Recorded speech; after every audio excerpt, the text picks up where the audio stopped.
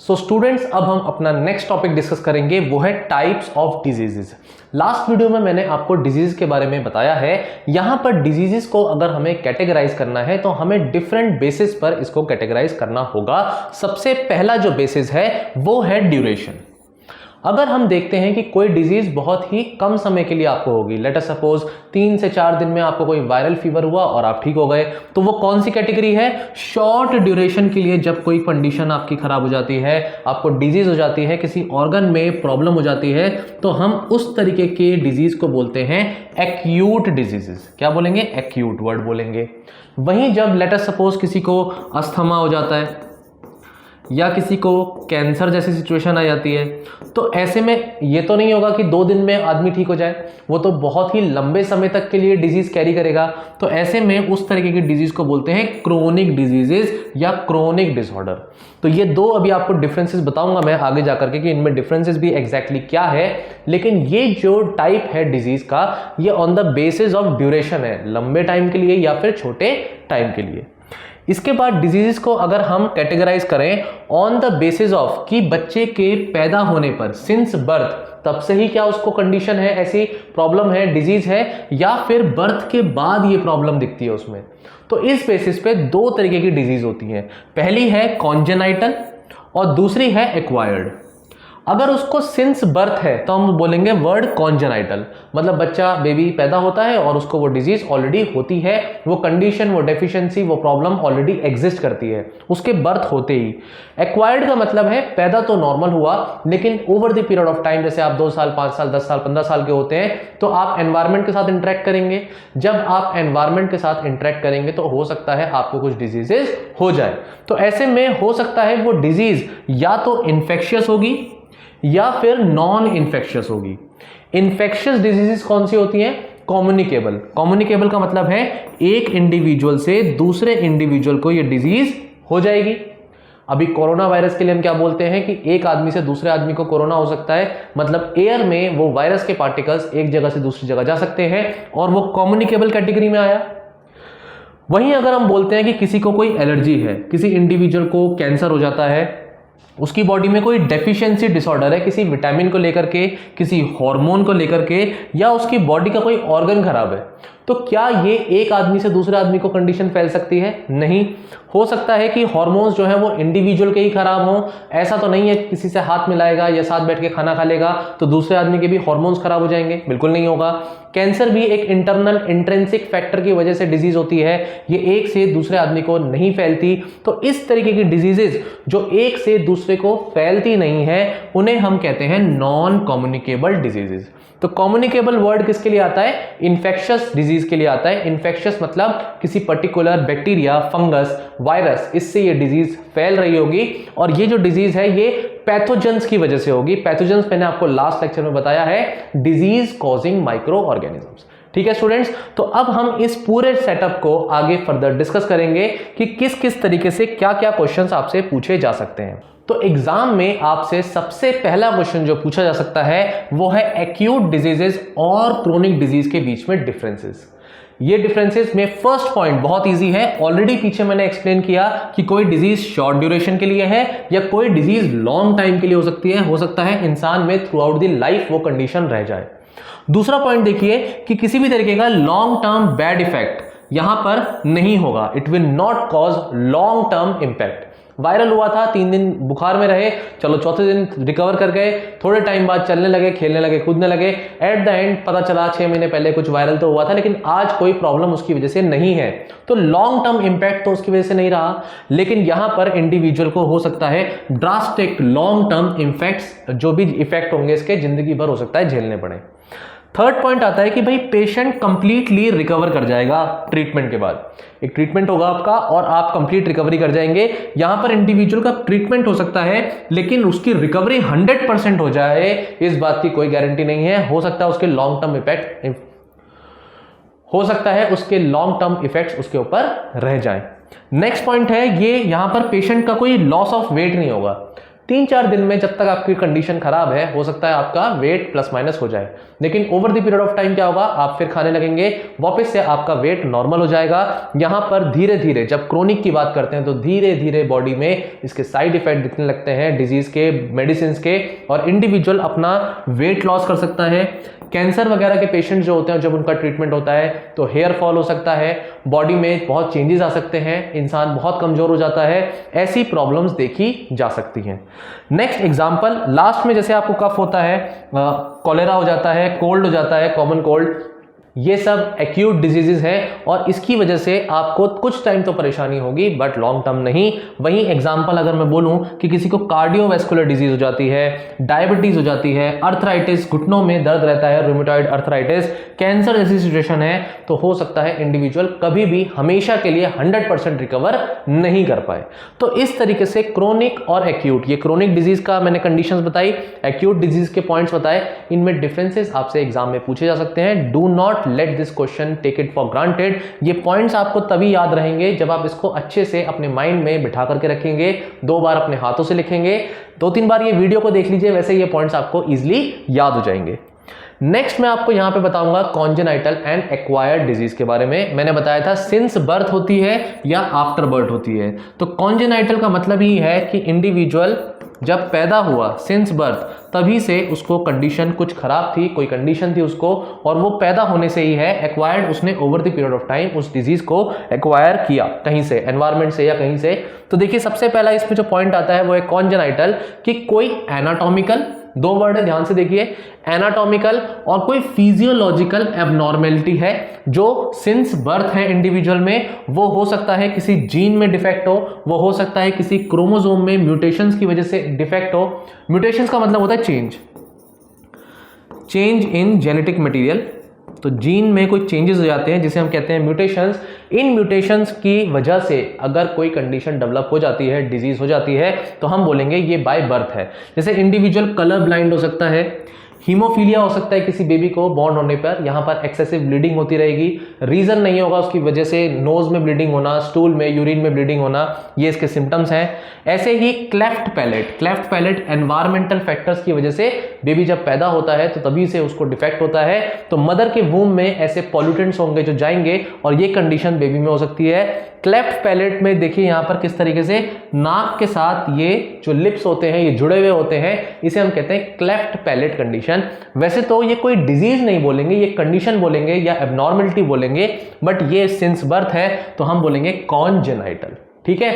वहीं अगर एक्वायर्ड की बात करूं तो मैंने आपको बताया था एक्वायर्ड के केस में इन्फेक्शियस डिजीज हो सकती हैं या फिर नॉन इन्फेक्शियस कंडीशंस डिजीजेस के हो सकते हैं। ये जो नॉन इन्फेक्शियस या नॉन कम्युनिकेबल डिजीजेस हैं, इसके केस में अगर मैं आपको बताऊं तो पैथोजन यहां पर रोल प्ले नहीं करेगा। डिजीज कॉजिंग माइक्रोब्स कहां रोल प्ले करेंगे अपना? इन्फेक्शियस डिजीज में, यहां पैथोजन अपना रोल प्ले करेंगे। पैथोजन मतलब disease causing micro organisms, fungus ले लो, बैक्टीरिया की बात कर लो, वायरस की बात कर लो, ये सब क्या हो जाते हैं? डिजीज कॉजिंग माइक्रो ऑर्गेनिजम्स हो जाते हैं, तो इन्हें हम पैथोजन कहते हैं। नॉन कम्युनिकेबल अगर है तो इसका कारण हो सकता है कि भाई इंटरनल कुछ फैक्टर्स हो, इंटरनल रीजंस हो, जिसकी वजह से ऐसा प्रॉब्लम हो सकता है कि इंटरनली प्रॉब्लम होने की वजह से कोई नॉन कम्युनिकेबल डिजीज इंडिविजुअल को हो जाए। इसके एग्जांपल्स जब मैं आपको बताऊंगा, जैसे मैंने पीछे बताए हैं, तो और अच्छे से समझ में आएगा। डिफरेंसेस अगेन एग्जाम में पूछे जाते हैं, बहुत आसान होता है ये डिफरेंसेस पूछना एग्जाम में, बहुत कॉमन क्वेश्चन है ये, और ये आना चाहिए। हम कम से कम नहीं तो 1-2 पॉइंट तो हम लिखाते हैं, डेफिनेशन लिख देते हैं, एग्जाम्पल लिख देते हैं। 2 पॉइंट लिखने के बाद फिर बस हम सोचने लगते हैं कि और क्या लिखें। तो ध्यान से सोचिए इन पॉइंट्स को, 4 पॉइंट मैंने आपको यहाँ पर दिए हैं। फर्स्ट पॉइंट तो यही है कि कोई एक्सटर्नल फैक्टर रिस्पॉन्सिबल है, यहां पर कोई इंटरनल फैक्टर होगा, इंट्रिंसिक रीजन रहा होगा, तभी non communicable disease, non infectious disease individual को होती है। ये कॉज क्या है इसका, वो जरूर लिखना है कि किसी पैथोजन ने अटैक किया हो, वायरस ने, बैक्टीरिया ने, प्रोटोजोआ ने, फंगस ने, ये सब क्या हो गए? माइक्रोस्कोपिक ऑर्गेनिजम्स हो गए जो डिजीज कॉजिंग है, इसलिए उन्हें हम पैथोजन बोलते हैं। और ये कुछ ऐसे फैक्टर्स हो सकते हैं जो इंटरनल है और पैथोजन रीजन यहां पर नहीं है, ठीक है, अदर देन पैथोजन, जो कोई और रीजन हो, कोई एलर्जी हो, हार्मोनल डिसबैलेंस हो, डेफिशिएंसी डिजीज हो, ये सब कारण यहां पर हो सकते हैं। 2 पॉइंट बन गए। तीसरा पॉइंट है भाई ये स्प्रेड करेगी from infected person to healthy person, क्योंकि ये इन्फेक्शियस है, ये स्प्रेड नहीं करेगी। ये स्प्रेड नॉन कम्युनिकेबल नाम ही है कि वो कहीं ना कहीं स्प्रेड नहीं करेगी। लास्ट पॉइंट देखेंगे, इन्फेक्शन ट्रांसमिट कैसे होगा। ट्रांसमिट होने का तरीका हो सकता है भाई physical contact, direct contact, sexual contact, या फिर कंटेमिनेटेड एयर, वाटर, फूड, इस तरीके से वो पैथोजन आपकी बॉडी में एंटर कर सकता है। वहीं यहां पर क्या होगा कि नॉन कम्युनिकेबल के केस में ये या तो हेरिडिटी डिजीज होगी कि भाई पेरेंट्स से ऑफस्प्रिंग में आ रही है, या फिर जेनेटिक डिफेक्ट होगा, कोई म्यूटेशन होगी। तो हमें ये देखना होगा कि ये एक इंटरनल फैक्टर क्या है। मैंने पहले भी बताया, डेफिशिएंसी कोई किसी विटामिन की हो सकती है, हार्मोनल डिफेक्ट हो सकता है, कोई एलर्जी हो सकती है। तो इस तरीके से communicable and non communicable, question communicable non communicable आए या question infectious and non infectious आए, answer will remain the same, answer will remain the same, do not worry. ठीक है, ये डिफरेंसेस डन हो गए, आपके समझ में आया आपको। अब मैं कुछ एग्जांपल्स यहां पर आपको बता रहा हूं, ध्यान से देखिए इन एग्जांपल्स को। डिजीज कौन कौन सी हैं और कौन से एजेंट्स हैं। तो यहां पर मैंने वायरस लिखा है, इधर मैंने बैक्टीरिया लिखा है। मैं आपको दिखा देता हूं, पहले ध्यान से देखिए। ये वायरस है, ये बैक्टीरिया से होने वाली कुछ डिजीज है, फंगस, प्रोटोजोआ और वॉर्म से होने वाली कुछ डिजीजेस के नाम है। वायरस से होने वाली डिजीज में देखिए common cold, dengue, AIDS, AIDS का तो वायरस आपको पता होगा, human immunodeficiency virus, HIV virus कहते हैं उसको। Then chicken pox, mumps, swine flu, SARS covid two, जो ये सार्क हमारा है, सीवियर एक्यूट रेस्पिरेटरी सिंड्रोम, ये भी कोरोना जो कहीं ना कहीं इसका ही एक सबसेट हो गया। कोविड-19 जिसे हम बोलते हैं डिजीज का नाम, तो वो वायरस से होता है। पोलियोमाइलिटिस, ये पोलियो वायरस के होता है। और इन्फ्लुएंजा, इन्फ्लुएंजा फ्लू जो हो गए, ये इन्फ्लुएंजा हीमोफिलस इन्फ्लुएंजा वायरस से होता है। तो ये सब वायरस से होने वाली डिजीज है। बैक्टीरिया से होने वाली डिजीज में देखिए ध्यान से, पहला आपको दिखाया जा रहा है टाइफॉइड फीवर। तो टाइफॉइड साल्मोनेला, साल्मोनेला नाम के एक बैक्टीरिया से होता है। कॉलेरा जो होता है, कॉलेरा के बारे में अगर मैं बताऊं तो कॉलेरा विब्रियो कॉलेरे नाम के एक बैक्टीरिया से होता है। बैसिलस नाम के बैक्टीरिया से होने वाली जो एक डिजीज होती है उसे हम कहते हैं एंथ्रेक्स। टेटनस भी बैक्टीरिया से होता है। ट्यूबरकुलोसिस किससे होता है, माइकोबैक्टीरियम, माइकोबैक्टीरियम। तो ये वो बैक्टीरिया है जो टीबी कॉज कर सकता है। ठीक है, सारे एग्जांपल्स नहीं भी याद रहेंगे चलेगा, एटलीस्ट 2 एग्जांपल्स तो अच्छे से याद कर लेना हर टॉपिक के, क्योंकि एग्जाम में पूछा जा सकता है कि इस पर्टिकुलर ऑर्गेनिज्म से होने वाली 2 डिजीज बताइए। तो ऐसे में कुछ साइंटिफिक नेम्स आपको याद होने चाहिए। इसके बाद नेक्स्ट जो आता है वो आता है फंगस। फंगस से बहुत सारे कंडीशंस हो सकती हैं, जैसे रिंग वॉर्म या एथलीट्स फुट, ऐसे करके 2 एग्जांपल्स आप याद करिए। प्रोटोजोआ मतलब माइक्रोस्कोपिक ऑर्गेनिजम्स हो गए, जैसे कि मलेरिया, मलेरिया प्लाज्मोडियम से फैलता है। प्लाज्मोडियम नाम का माइक्रोस्कोपिक प्रोटोजोआ होता है। ये तो मच्छर के अंदर होता है, बेसिकली मच्छर के सलाइवरी ग्लैंड्स में रहता है, और जब मच्छर आके आपको बाइट करता है तो उसके सलाइवा से ये प्लाज्मोडियम आपकी बॉडी में जाता है, जिसकी वजह से आपको मलेरिया होता है। तो मलेरिया मच्छर के काटने से नहीं होता, मलेरिया मच्छर के काटने से स्प्रेड होता है। There is a difference. Causative agent क्या है, प्लाज्मोडियम, लेकिन वेक्टर जो डिजीज को स्प्रेड कर रहा है वो कौन है, mosquito, that is female mosquito, Anopheles mosquito. हम यहां लिख देते हैं आपके लिए, एनोफिलिस फीमेल मॉस्किटो। ये क्या स्प्रेड करती है, ये स्प्रेड करती है मलेरिया डिजीज को। मैं फिर से लिख रहा हूं, स्प्रेड करती है। कॉज क्या करता है, कॉज करने के लिए प्रोटोजोआ है, और वो प्रोटोजोआ का नाम क्या है, प्लाज्मोडियम। ऐसे ही काला अजहर, स्लीपिंग सिकनेस, ये एग्जांपल्स भी यहां पर एग्जिस्ट करते हैं। अल्टीमेटली वॉर्म्स, वॉर्म से होने वाली कौन सी डिजीज है, इसमें एक नाम है एलिफेंटियासिस। इसमें क्या होता है कि जो इंडिविजुअल होता है उसके जो लिम्फ नोड्स होते हैं, जो पैर होता है, लिम्स होते हैं, हाथ होते हैं, स्क्रोटम जो हो गया, वहां पर जेनिटल एरियाज, वहां पर स्वेलिंग आ जाती है, और स्वेलिंग होने के बाद पैर इतना ज्यादा फूल जाता है कि इंडिविजुअल को हम कहते हैं एलिफेंट के जैसा पैर हो गया उसका। आइए मैं आपको फोटो दिखाता हूं, तब आपको शायद अच्छे से समझ में आएगा। देखिए ये फोटोग्राफ है, यहां पर देख सकते हैं कि इंडिविजुअल का ये जो पैर है किस तरह से स्वेल कर गया है, और लिम्फ नोड्स में ये ऐसे बीच बीच में कुछ गांठें होती हैं हमारे बॉडी में, लिम्फ नाम का फ्लूइड होता है जो फ्लो कर रहा होता है लिम्फ वेसल्स में, वहां बीच बीच में जो ये गांठें होती हैं हम लिम्फ नोड्स कहते हैं, और यहां पर लिम्फ फ्लूइड फ्लो कर रहा होता है। अगर वहां इन्फ्लेमेशन होता है, स्वेलिंग हो जाती है, तो इस तरीके से देखिए पैर स्वेल कर जाता है। तो इसे हम हिंदी में क्या बोलते हैं, हाथी पांव भी बोलते हैं। इसे क्या बोलते हैं, हाथी पांव। तो ये एक वॉर्म से हो रहा है। कौन सा वॉर्म है यहां पर, इसका नाम आपको नहीं भी याद रहे तो चलेगा, लेकिन फिर भी पता होना चाहिए। फिलेरियल वॉर्म, ठीक है। और ये डिजीज भी स्प्रेड कैसे होती है वेक्टर से? ये क्यूलिक्स नाम के मॉस्किटो से स्प्रेड करती है, लेकिन होती किस वजह से है? कॉजेटिव एजेंट क्या है? फिलेरियल वॉर्म इसका रीजन है। ऐसे करके डिटेल में तो नहीं जाना हर डिजीज के, मैं सिर्फ एग्जांपल्स इसलिए दे रहा हूं ताकि चैप्टर को आप अंडरस्टैंड कर पाए अच्छे से। बाकी हर चीज की क्रैमिंग करने की जरूरत नहीं है, दो दो एग्जांपल भी आप अच्छे से पूरे टॉपिक याद कर लेंगे तो it's good enough information. Polio देखिए, आपको पता है कि किस तरह से बच्चों में यहां पर पैरालिसिस हो जाती है। एक बार पैरालिसिस ये हो गई तो थ्रू आउट द लाइफ ये पैरालिसिस रहेगी। पोलियो भी एक वायरस से क्या होता है? कॉज करता है। ये वॉर्म से कॉज कर रहा है, एलिफेंटियासिस। रिंग वॉर्म में देखिए हाथों में इस तरह से छाले पड़ जाते हैं और ये फंगस से होता है, ठीक है स्टूडेंट्स। और SARS-CoV-2 ये जो आपका वायरस है, इसने क्या कॉज करा है? कोविड-19 नाम की डिजीज कॉज करी है। इस वायरस का नाम क्या है? सीवियर एक्यूट रेस्पिरेटरी सिंड्रोम कोविड-19 या कोरोना वायरस 2। तो ये इसका पूरा नाम हो गया, डिजीज का नाम कोविड-19 हो गया। और ये एक वायरस का स्ट्रक्चर है। इसके स्पाइक प्रोटीन्स पर आपने जरूर सुना होगा न्यूज में, ऐसे करके इसके स्पाइक प्रोटीन्स होते हैं। तो ये आपको कुछ फोटोग्राफ्स इसीलिए दिखाई गई ताकि आपको ये चैप्टर, ये टॉपिक अच्छे से समझ में आए। कुछ डिजीज के नाम तो एटलीस्ट आपको याद यहां पर हो ही जाएंगे। अब अगर हम डिस्कस करें इन नॉन इन्फेक्शियस डिजीज को, कम्युनिकेबल डिजीज देख ली, नॉन इन्फेक्शियस या नॉन कम्युनिकेबल डिजीज के बारे में बात करें तो ये किसी ना किसी तरीके से आपकी बॉडी का कोई ऑर्गन अगर खराब हो जाता है, किसी इंडिविजुअल की बॉडी का कोई ऑर्गन खराब हो जाता है, तब ये कंडीशन होगी कि भाई किसी का लिवर वर्क नहीं कर रहा ठीक से, किडनी ठीक से काम नहीं कर रही, तो वो कंडीशन उसके अंदर होगी। एक इंडिविजुअल की किडनी अगर नॉर्मल फंक्शनिंग नहीं कर रही, इसका मतलब नहीं है कि दूसरे के साथ वो बैठेगा उसकी भी किडनी फंक्शनल ना करे, ऐसा नहीं होता। कभी कभी टॉक्सिन्स का अब्यूज करना, एक्सेसिव टोबैको या फिर एक्सेसिव अल्कोहल की ड्रिंकिंग करना, ये रीजंस, या फिर ड्रग अब्यूज करना, इन सब कारण की वजह से एक इन्फ्लेमेशन का मतलब होता है स्वेलिंग हो जाना। इन्फ्लेमेशन किसी में लिवर में हो सकती है, किडनी में हो सकती है, और इस वजह से क्या हो सकता है कि ये ऑर्गन फेलियर की कंडीशन ला सकता है। ये सबसे पहला पॉइंट हो गया। अगर खाना ठीक से कोई नहीं खाए, इनएडिक्वेट उसकी डाइट हो, डाइट में आपको पता है कि प्रोटीन्स होने चाहिए, फैट्स होने चाहिए, कार्बोहाइड्रेट होने चाहिए, विटामिन्स होने चाहिए, मिनरल्स होने चाहिए। अगर ये सारी चीजें नहीं होती हैं तो हम क्या कहते हैं? बैलेंस्ड डाइट नहीं है। और इन सभी चीजों के कॉम्बिनेशन को बैलेंस्ड डाइट बोला जाता है।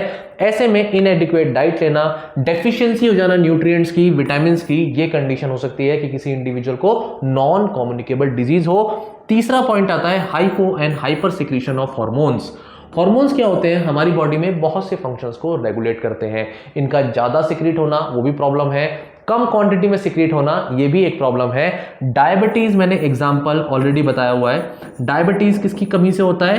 भाई एक इंसुलिन नाम के हार्मोन की डेफिशिएंसी की वजह से होता है। तो मैंने नीचे का एरो, इसका मतलब क्या है? नीचे का एरो जो लगाया है कि ये इंसुलिन का हार्मोन अब बॉडी में कम सिक्रीट हो रहा है। पैंक्रियाज नाम का एक ऑर्गन होता है हमारी बॉडी में जो इंसुलिन बनाता है, और ब्लड में शुगर को ये क्या करता है? ब्लड शुगर को रेगुलेट करता है। ठीक है स्टूडेंट्स, ये तीसरा कारण है। चौथा कारण हो सकता है भाई किसी का इम्यून सिस्टम ही अच्छा ना हो। अगर उसका इम्यून सिस्टम डिफेक्टिव है तो ऑब्वियस सी बात है उसको बहुत सारी डिजीज हो सकती हैं। इम्यून सिस्टम का सही होना बहुत जरूरी है। एंड लास्ट में हम कह सकते हैं किसी इंडिविजुअल को अगर कैंसर जैसी सिचुएशन हो जाए तो ऐसे में भी वो नॉन कम्युनिकेबल डिजीज है।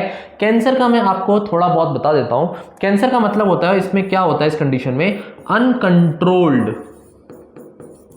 सेल डिवीजन शुरू हो जाता है। अनकंट्रोल्ड सेल डिवीजन मतलब कोई एक सेल है और वो अब पागलों की तरह क्या कर रही है? डिवाइड करे जा रही है, मल्टीप्लाई करे जा रही है अनकंट्रोल्ड तरीके से और रुक नहीं रही। तो ऐसे में एक मास ऑफ सेल बन जाएगा, एक गांठ बन जाएगी और उसे हम कहते हैं ट्यूमर। ये वर्ड आपने जरूर सुना होगा।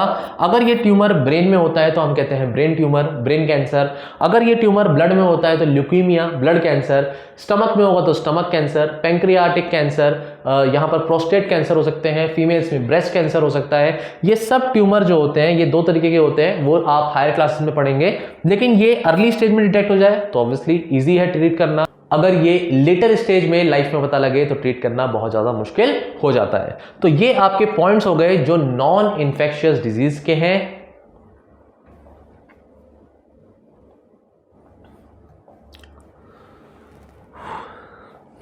कुछ कॉमन एग्जांपल्स मैंने यहां पर इस स्लाइड में दे दिए हैं, जहां पर एक डेफिशिएंसी जो है न्यूट्रिएंट की वो दिखी हुई है और इधर उससे रिलेटेड डिजीज बताई हुई है।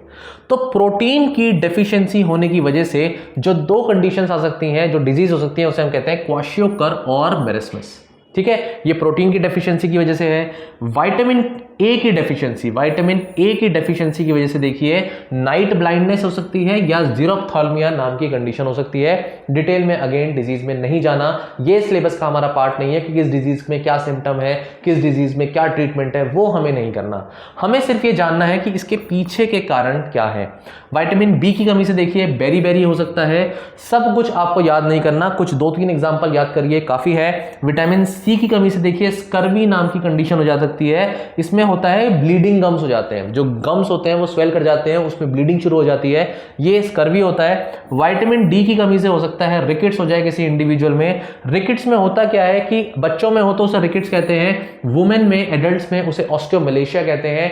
ऐसे में रिकेट्स में बोन्स क्या कर जाती हैं, बेंड कर जाती हैं। ठीक है, तो हम उसे बोलते हैं कि भाई बेंड नीज हो गए। आयोडीन की कमी से एक गले में स्वेलिंग हो सकती है जिसे हम गॉइटर कहते हैं, और विटामिन के की वजह से ब्लीडिंग डिजीज हो सकती है कहीं ना कहीं। ठीक है स्टूडेंट्स, तो ये कुछ ऐसे एग्जांपल्स हैं। आई नो ये अंडरस्टैंड करना, अभी याद करना एकदम से मुश्किल हो सकता है, लेकिन फोटोग्राफ से जब देखोगे तो पक्का याद यहां हो जाएगा। ये फोटोग्राफ्स मैंने इसीलिए आपके लिए लगाई हैं, ध्यान से देखो। अगर किसी की बोन्स इस तरीके से क्या कर गए, नीज इस तरीके से बेंड कर गए, तो ऑब्वियसली उसके अंदर कौन सी कमी है, विटामिन डी की कमी है, क्योंकि विटामिन डी हमारी बोन्स को स्ट्रांग बनाता है। आंसर है रिकेट्स। तो रिकेट्स कैसे हुआ, विटामिन डी की डेफिशिएंसी से। डेफिशिएंसी मतलब कमी से, ये मत लिखा ना कि विटामिन डी की वजह से कोई प्रॉब्लम हो गई, उल्टा लिख दोगे, विटामिन डी की डेफिशिएंसी की वजह से ये कंडीशन हो रही है। गॉइटर देखो इस तरीके से वुमेन में इस स्वेलिंग हो जाती है नेक में, ये आयोडीन की कमी से होता है। तो कैसे याद रखोगे कि भाई इसको टाटा का नमक खिलाओ, नमक हो टाटा का, टाटा नमक।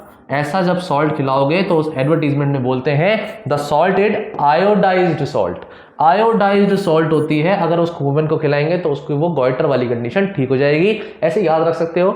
स्कर्वी के केस में देखिए विटामिन सी, सी आ रहा है यहां पर, इसी को याद कर लो कि विटामिन सी की जो है अगर कमी हो जाए तो इस तरह से ब्लीडिंग गम्स यहां पर इंडिविजुअल के हो सकते हैं। एक सेब भी खाएगा तो वहां पर क्या होगा, वहां पर खून निकल आएगा गम से। और नाइट ब्लाइंडनेस कहते हैं ना, विटामिन ए खाओगे तो आंखें स्ट्रांग होगी, फिश खानी चाहिए इंडिविजुअल को, कैरेट खानी चाहिए। तो इस तरह से क्या होता है नाइट ब्लाइंडनेस में, जैसे जैसे दिन में रोशनी कम होती जाती है, शाम होती जाती है, रात आती है, तो इंसान को दिखना थोड़ा सा कम हो जाता है। ये कंडीशंस, ये फोटोग्राफ इस वजह से दिखाई ताकि आपको एटलीस्ट कुछ एग्जांपल्स इजीली याद हो जाए, है ना स्टूडेंट्स। इस स्लाइड पर मैंने कुछ हार्मोन्स के नाम लिख दिए हैं और उनसे होने वाले डिजीज बता दी है। तो हार्मोन्स के सिक्रीशन की बात हो रही है कि या तो वो सिक्रीशन कम होगा, तो अगर वो सिक्रीशन कम होता है तो उसे हम कहते हैं हाइपो सिक्रीशन, और अगर वो सिक्रीशन ज्यादा होगा तो हम उसे कहते हैं हाइपर सिक्रीशन। दोनों ही कंडीशंस प्रॉब्लम कर सकती हैं। हार्मोन्स को रेगुलेट करना चाहिए सिस्टम को, लेकिन हार्मोन्स को बिल्कुल प्रॉपरली एक एप्रोप्रिएट अमाउंट में ही बॉडी में रिलीज होना पड़ेगा अपनी नॉर्मल फंक्शनिंग के लिए। उसका कम होना भी प्रॉब्लम हो सकता है, उसका ज्यादा होना भी प्रॉब्लम हो सकता है। एक एग्जांपल जो सारे स्टूडेंट्स याद रखेंगे डायबिटीज का, डायबिटीज इंसुलिन की कमी से होती है और हाइपोसिक्रीशन है। ठीक है, दूसरा एग्जांपल आप याद रख सकते हैं यहां पर क्रेटिनिज्म का, या क्रेटिनिज्म थायराइड हार्मोन से आप याद रखिए कि क्रेटिनिज्म में क्या होता है, इन्फेंट्स में होता है, और ये भी हाइपोसिक्रीशन की वजह से होती है। यहां पर जो थायराइड हार्मोन होता है हमारी बॉडी के मेटाबॉलिज्म को रेगुलेट करने का ध्यान रखता है। अगर किसी इंडिविजुअल में हाइपोथायराइडिज्म कंडीशन है तो उसका मेटाबॉलिज्म बहुत स्लो होगा, वो थोड़ा लेजी हो सकता है, बॉडी में एनर्जी नहीं रहेगी, एक्टिवनेस नहीं रहेगी, बॉडी में धीरे धीरे ओबेसिटी भी आ सकती है। तो इस तरीके के 2 एग्जांपल्स 3 एग्जांपल्स याद कर लो, बाकी डिटेल में जाने की जरूरत नहीं है। एनसीईआरटी ने इतना डिटेल में एक्सप्लेन नहीं किया। एक छोटा सा टॉपिक है जो आपकी एनसीईआरटी में एक बॉक्स में ब्लॉक में दिया हुआ है, पेप्टिक अल्सर्स। पेप्टिक अल्सर्स वैसे तो ब्लॉक में जो होता है जनरली नहीं पूछा जाता, लेकिन एक चीज पूछी जा सकती है कि पेप्टिक अल्सर्स होते किस वजह से हैं। तो उसका आंसर है बैक्टीरिया की वजह से होते हैं, और जो बैक्टीरिया का नाम है वो भी याद रखिए, हेलिकोबैक्टर पाइलोरी। हेलिकोबैक्टर पाइलोरी नाम के बैक्टीरिया की वजह से पेप्टिक अल्सर्स होते हैं। तो पेप्टिक मतलब क्या हो गया, इसका कारण है कि भाई वो अल्सर स्टमक के अंदर है, और हमारी ये जे शेप्ड स्टमक होती है, ऐसे करके जे शेप्ड हमारी क्या है, स्टमक है, और स्टमक में जब छाले हो गए ना, इसी को हम पेप्टिक अल्सर कहते हैं। ये छाले मुंह में हो सकते हैं, ये छाले स्टमक में हो गए। स्टमक में छाले हो गए तो क्या करोगे, क्या रीजन होगा भाई, एसिड रीजन होगा उसका, क्योंकि हमारी स्टमक में क्या होता है, एसिड रिलीज होता है। एसिड खाना जो है डाइजेस्ट करने के लिए रिलीज होगा। ऐसे में जो एसिडिटी है वो पेन कॉज कर देगी, ब्लीडिंग कॉज कर देगी स्टमक की लाइनिंग में, और वहां छाले कॉज कर सकती है। इन पेप्टिक अल्सर्स को ठीक करने के लिए फिर हमें एंटीबायोटिक्स वगैरह खानी पड़ती है। बाद में रिसर्च हुई तो मार्शल और वॉरन नाम के साइंटिस्ट ने इसकी फिजियोलॉजी और मेडिसिन के रिस्पेक्ट में इसमें काम किया, और इन्हें नोबेल प्राइज भी मिला 2005 में, जहां इन्होंने इस पूरे स्ट्रक्चर को समझाया, रीजनिंग बताई और बताया कि क्या कारण है, क्या ट्रीटमेंट है। जो भी चीजें उन्होंने करी होगी तो उनको नोबेल प्राइज भी मिला है। हेलिकोबैक्टर पाइलोरी पेप्टिक अल्सर, पेट के छाले, स्टमक के छाले, इंटेस्टाइन नहीं, स्टमक में छाले। ठीक है स्टूडेंट्स, तो आई होप ये टॉपिक डिजीज का आपको यहां पर बहुत अच्छे से समझ में आया। इसके रिस्पेक्ट में जो भी क्वेश्चंस हो सकते हैं छोटे छोटे, मैंने आपको बता दिए। जो एग्जांपल्स हो सकते हैं वो भी बताया फोटोग्राफ के साथ। वॉच द वीडियो अगेन, जो भी डाउट्स हैं उसे क्लियर कर लो, बार बार वीडियो देखो ताकि ये टॉपिक वैसे ही याद हो जाए। Okay students, good wishes.